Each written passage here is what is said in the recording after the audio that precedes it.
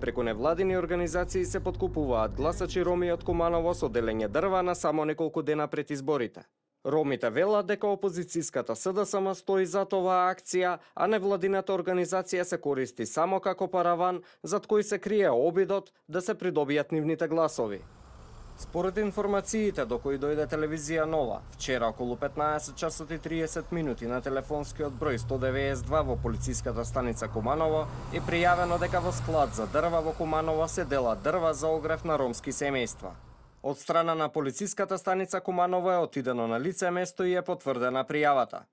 Лицата кои се представиле дека се од хуманитарното здружение Исламско Романо Фралипе кажале дека имаат проект за таа акција, повикани се во полициска станица и е разговарано со нив.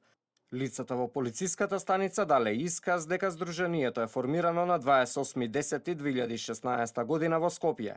Одговорното лице кажало дека имаат 5 проекти за Куманово и дека за тоа знае и е запознаен градоначалникот Зоран Дамјановски кај кој биле пред 1 месец. 5 проекти кои што требало невладината организација да ги реализира со поддршка од општината Куманово биле реконструкција на домови на ранливи категории роми, изградба на џамии, бесплатен сунет, проектот со дрвата, како и чистење на депонија во местноста Баново Трло, односно ромско мало во Куманово. Вчера биле поделени 66 кубни метри дрва на 33 семејства од ромска националност. Едно од лицата, кои што биле повикани на информативен разговор во полиција, дал исказ дека не поседува лична карта, но дека носи партиска книшка од СДСМ.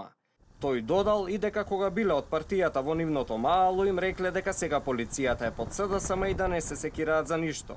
Тој ја приложил книшката во која со пенка лого додал матичниот број и со таа книшка велел дека понекогаш се легитимира. Во моментов се работи на расчистување на случајот, за се е известен јавен обвинител и се работи по негови насоки. Дека ова не е единствен случај во користењето и злоупотребата на државните институции од страна на СДСМ во дневно-политички цели е и неодамнешниот случај од Прилеп, во кој наводни членови на ВМРО-ДПМН нуделе подкуп на граѓани за тие да го дадат својот глас за нив. Случајот помпезно го откри министерот за внатрешни работи Оливер Спасовски, а аудио снимката ја објави портал близок до СДСМ. Со коментар се јави уредникот на дневниот вестник Дневник, кој со низ за прашање го доведе во прашање кредибилитетот на снимката и целиот случај.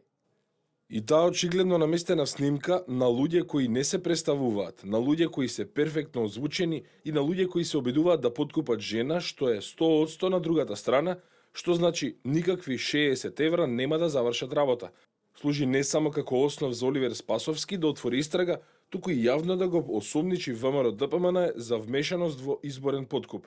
Па кој поверува, поверува, кој не, здравје, но Спасовски си ја заврши работата. Иако очигледно е дека станува збор за монтиран случај кој не е вреден за внимание на еден министер, односно не вреди за јавен настап на кој конкретно се обвинува една политичка партија. Барем не додека не се видат фактите. Колку такви снимки може да се монтираат за СДСМ, колку сакате. Упатените велат дека случајот има низа нелогичности и е обид да се наруши кредибилитетот и високиот рейтинг на владеачката партија.